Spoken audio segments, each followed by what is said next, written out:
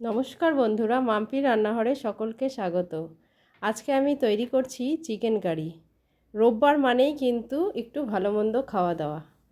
আর আজকে আমি করেছি ফ্রাইড রাইস আর চিকেন কারি। চিকেন কারিটি করার জন্য এখানে আমি 1 কেজি চিকেন নিয়েছি। এবার উষ্ণ গরম জলে ভালো করে 2-3 বার আমি ধুয়ে নিচ্ছি। জলটা কিন্তু বেশ গরম, দেখো আমি খুব ভালো করে হাতটা চুবোতে পারছি না, তবুও আমি আস্তে আস্তে কষতে কষতে ভালো করে ধুয়ে জলটা ফেলে অন্য আরেকটি পাত্রের মধ্যে আমি মাংসগুলোকে চিপে চিপে তুলে নিচ্ছি। জলটাকে একদম ঝরিয়ে নিচ্ছি। এবারে আমি এই চিকেনগুলোকে আধা ঘন্টা 1.5 ঘন্টার মতো ম্যারিনেট করে রেখে দিচ্ছি। ম্যারিনেটের জন্য আমি নিয়ে নিচ্ছি এখানে ঘরে পাতা টক দই, লবণ, হলুদ, কাশ্মীরি লাল লঙ্কার গুঁড়ো আর গোলমরিচের গুঁড়ো।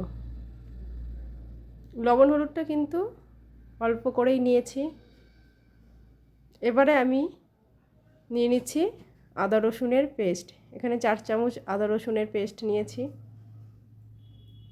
খুব ভালো করে হাত দিয়ে এবার এগুলোকে মেখে আমি প্রায় আধা ঘন্টা 1.5 ঘন্টার জন্য ঢাকা দিয়ে রেখে দেব।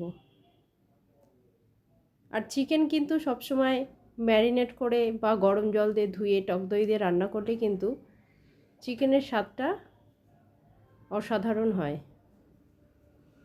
দেখো খুব সুন্দর করে আমি হাত দিয়ে মেখে নিয়েছি। এবারে আধা ঘন্টার জন্য এটা রেখে দিচ্ছি। আর এই আধা ঘন্টার মধ্যে আমি চিকেনের যে ব্যবহার করব মশলা, পেঁয়াজ সব তৈরি করে নিচ্ছি। পেঁয়াজগুলো কুচি করে নিয়েছি, আমি এতে আলু ব্যবহার করছি না। আর মশলার জন্য নিয়েছি আদা, জিরে, কাঁচা লঙ্কা, লাল লঙ্কাগুলো আর 2টো শুকনো লঙ্কা, আর নিয়েছি গোটা গরম মশলা। আমি সব কিছু একসাথে খুব ভালো করে মিক্সিতে পেস্ট করে নিয়েছি। এবারে ওভেন জ্বালিয়ে কড়াই বসিয়ে দিয়েছি, তাতে তেল দিয়ে দিয়েছি। দেখো আমার কড়াইয়ের কি অবস্থা। আসলে আমার ওভেনটা বোধহয় খারাপ হয়েছে নাকি, খুব দাউ দাউ করে জ্বলছে। আর আমি একটা ভাজা করেছিলাম পটল দিয়ে পেঁয়াজ দিয়ে, সেটা করতেই আমার কড়াইয়ের এই অবস্থা হয়ে গেছে। তেলটি গরম হয়ে গিয়েছে, এবারে আমি কেটে রাখা পেঁয়াজগুলো তেলের মধ্যে দিয়ে দিয়েছি।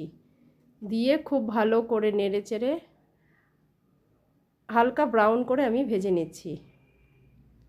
আদা রসুনের পেস্টের মধ্যে আমি নিয়ে নিচ্ছি স্বাদ মতো লবণ আর 1 চামচ মতো হলুদ গুঁড়ো। দেখো পেঁয়াজগুলো প্রায় লালচে লালচে ভাজা হয়ে এসেছে। এবারে আমি আদা রসুনের পেস্ট, ওর মধ্যে আমি চিনিও নিয়ে নিয়েছি অল্প পরিমাণে, আর জিরের যে পেস্টটি তৈরি করে রেখেছি সমস্ত মশলাগুলো পেঁয়াজের মধ্যে দিয়ে খুব ভালো করে নেড়ে চেড়ে আগে মশলাটাকে কষিয়ে নেব। আজকের এই চিকেন কষাটি কিন্তু খেতে দুর্দান্ত হয়েছিল। আমার এই রেসিপিটি যদি তোমাদের ভালো লেগে থাকে তোমরাও বাড়িতে তৈরি করো। মশলাগুলো দেওয়া হয়ে গিয়েছে, এবারে দিয়ে দেবো অল্প পরিমাণে জল আর একটু তেল দেব। তেলটি কম হয়ে গিয়েছে। দিয়ে এবারে খুব ভালো করে আমি মশলাটাকে কষিয়ে নেব।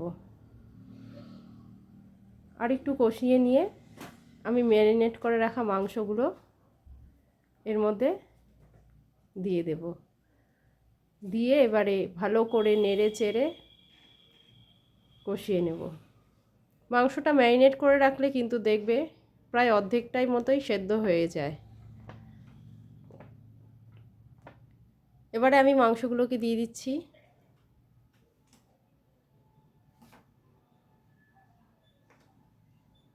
সমস্ত মশলা টশলাগুলোও আমি দিয়ে দিয়েছি। এবার খুব ভালো করে নেড়ে চেড়ে আমি ঢাকা দিয়ে দেব 10 মিনিটের জন্য। 10 মিনিট পরে ঢাকাটি তুলে আবারও ভালো করে কষিয়ে নেব। আমার এই চিকেন কারিটি কিন্তু একদম পুরো কষানো হবে, কোনো জল, কোনো ঝোল এখানে আমি দেব না। দেখো ঢাকা দিয়েছিলাম 10 মিনিটের জন্য। 10 মিনিট পরে আমি ঢাকাটি তুলে নিয়েছি, নিয়ে আবারও কষিয়ে নিচ্ছি। এই যে জলটি আছে এটা সম্পূর্ণ শুকিয়ে গেলে, পুরো কষা হয়ে গেলে আমি মাংসটি নামিয়ে নেব। আমি আবারও 10 মিনিটের জন্য ঢাকা দিয়ে দেব। এই চিকেন কারির সাথে ছিল ফ্রাইড রাইস, আর আমার ছেলে ভীষণই খেতে ভালোবাসে, ওর জন্যই আমার আরও বিভিন্ন ধরনের রান্না করতেও ভালো লাগে। দেখো মাংসটা প্রায় কষা হয়ে এসেছে।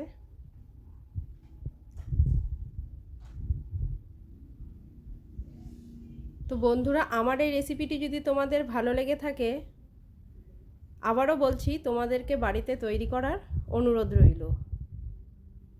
এবং যদি ভালো লেগে থাকে তাহলে একটি লাইক এবং কমেন্ট করে দিও।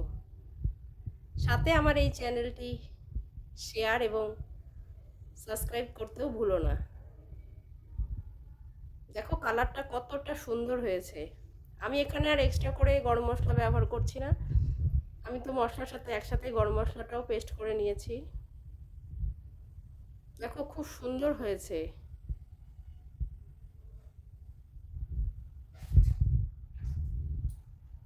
এবার প্রায় হয়ে এসেছে, আর একটু নেড়ে চেড়ে আমি ওভেনটি বন্ধ করে গরম গরম চিকেন কারি আর সাথে ফ্রাইড রাইস। তো আজকের মতো এখানেই আমি শেষ করছি। আবার দেখা হবে নেক্সট ভিডিওতে। টাটা।